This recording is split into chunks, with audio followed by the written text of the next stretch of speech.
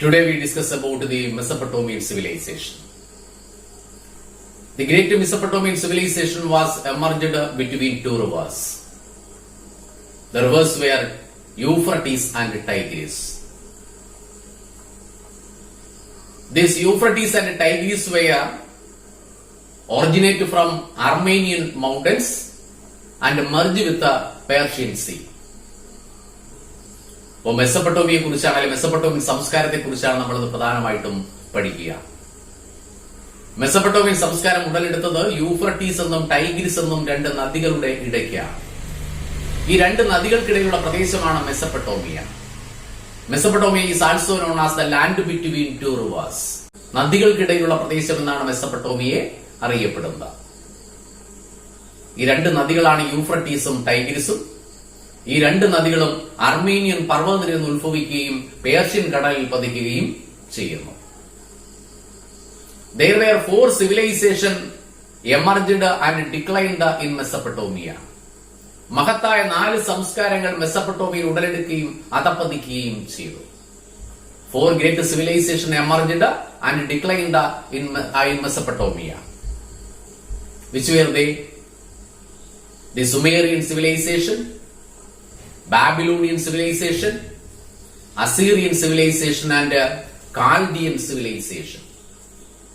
There are 4 civilizations emerged and declined in Mesopotamia.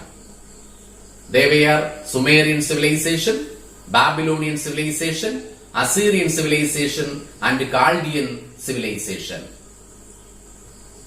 Do you understand? The soil of the Mesopotamia was very fertile. The soil of Mesopotamia was very fertile. It helped the agricultural progress of the country. മെസപ്പൊട്ടോമിയയിലെ മണ്ണ് വളരെ ഫലഭൂഷ്ടമായ മണ്ണായിരുന്നു. ഇത് കൃഷിയെ വളരെയധികം സഹായിക്കുകയുണ്ടായി, അല്ലെങ്കിൽ കാർഷിക പുരോഗതിയെ സഹായിക്കുകയുണ്ടായി. The agricultural progress led to the progress of trade. കാർഷിക പുരോഗതി കച്ചവടത്തിന്റെ പുരോഗതിയിലേക്ക് നയിച്ചു. So, a number of cities were emerged. ധാരാളം സിറ്റികൾ, പട്ടണങ്ങൾ ഉദയം ചെയ്യുകയും ചെയ്തു. അപ്പോ മെസപ്പൊട്ടോമിയയിലെ മണ്ണ് ഫലഭൂഷ്ടമായ മണ്ണായിരുന്നു. ഇത് കാർഷിക പുരോഗതിയെ സഹായിക്കുകയുണ്ടായി. കാർഷിക പുരോഗതി കച്ചവടത്തിന്റെ ആ വികാസത്തിലേക്ക് നയിച്ചു. ധാരാളം പട്ടണങ്ങൾ ഉടലെടുക്കുകയും ചെയ്തു. The famous cities of Mesopotamia were Ur, Uruk and Lagash. ഇങ്ങനെ ഉയർന്നു വന്ന പ്രധാനപ്പെട്ട പട്ടണങ്ങളായിരുന്നു ഉർ, ഉറൂഖ്, ലഗാഷ് എന്നിവ. അപ്പോ നമ്മൾ പറഞ്ഞ കാര്യങ്ങൾ എന്തൊക്കെയാ ഒന്നുകൂടെ റിപ്പീറ്റ് ചെയ്ത് നോക്കി. എന്തൊക്കെയാ നമ്മൾ പറയുന്നത്? Mesopotamia is now known as Iraq. The great Mesopotamian civilization emerged between two rivers, Euphrates and Tigris. These rivers originate from Armenian mountains and merge with the Persian Sea. Mesopotamia is also known as land between two rivers. There are 4 civilizations emerged and declined in Mesopotamia. They were Sumerian civilization, Babylonian civilization, Assyrian civilization and Chaldean civilization. The soil of Mesopotamia was very fertile. It helped the agricultural progress of Mesopotamia. The agricultural progress led to the development of trade in that country. So many cities emerged. The famous cities of Mesopotamia were Ur, Uruk and Lagash. These cities were also the trading centers. ഈ നഗരങ്ങളെല്ലാം കച്ചവട കേന്ദ്രങ്ങൾ ആയിരുന്നു. When trade became developed, it became essential to record the exchange of goods. പട്ടണങ്ങൾ വികാസം പ്രാപിച്ചു, അതുവഴി കച്ചവടം പുരോഗതി പ്രാപിച്ചപ്പോൾ കൈമാറ്റം ചെയ്യുന്ന വസ്തുക്കൾ രേഖപ്പെടുത്തി വെക്കേണ്ടതിന്റെ ആവശ്യകതയുണ്ടായി. Trade developed, it became essential to record the accounts of exchanged goods. It led to the development of art of writing. ഇത് ക്രമേണ ആർട്ട് ഓഫ് റൈറ്റിംഗ്, എഴുത്തുവിദ്യയുടെ വികാസത്തിലേക്ക് വഴിതെളിക്കുകയുണ്ടായി. Do you follow me? The cities developed, the trade developed, When the trade developed, it is essential to record the accounts of exchanged goods. It led to the development of art of writing. The Mesopotamian system of art of writing is known as cuneiform, not uniform, cuneiform, C-U-N-I-F-O-R-M, cuneiform. The Mesopotamian system of writing. The Egyptian system of writing is known as hieroglyphics.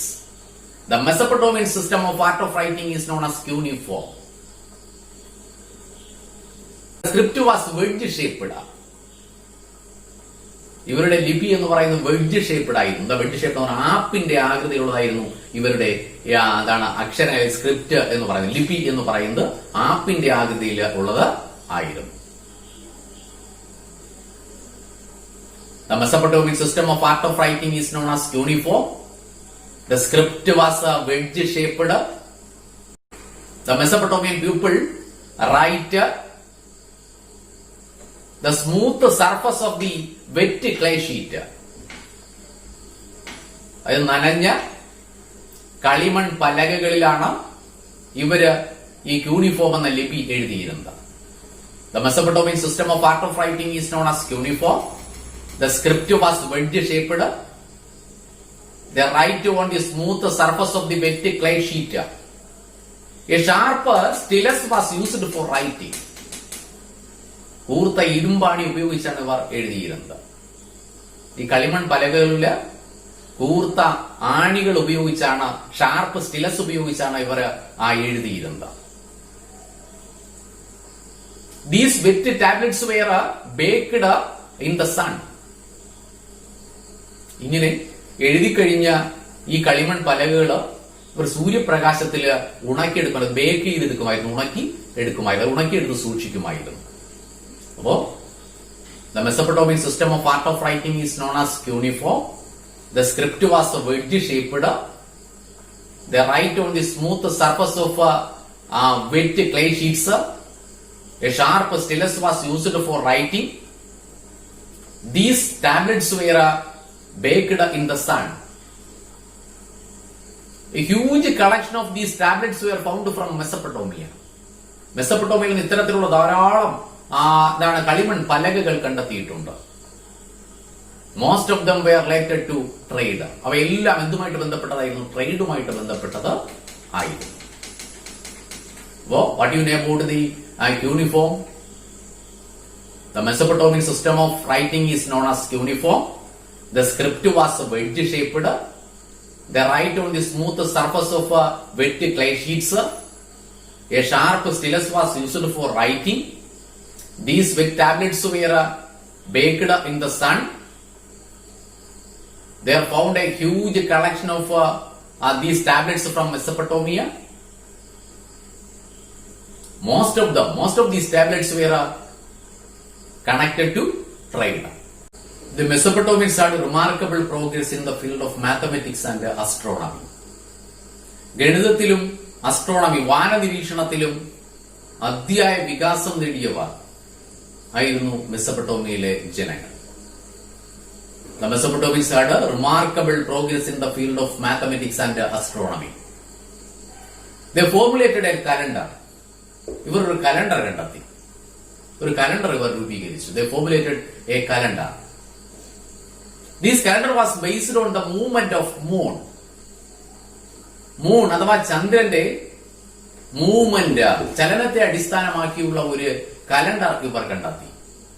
അപ്പോ the Mesopotamians had great progress in the field of mathematics and astronomy. They formed a calendar based on the movement of moon.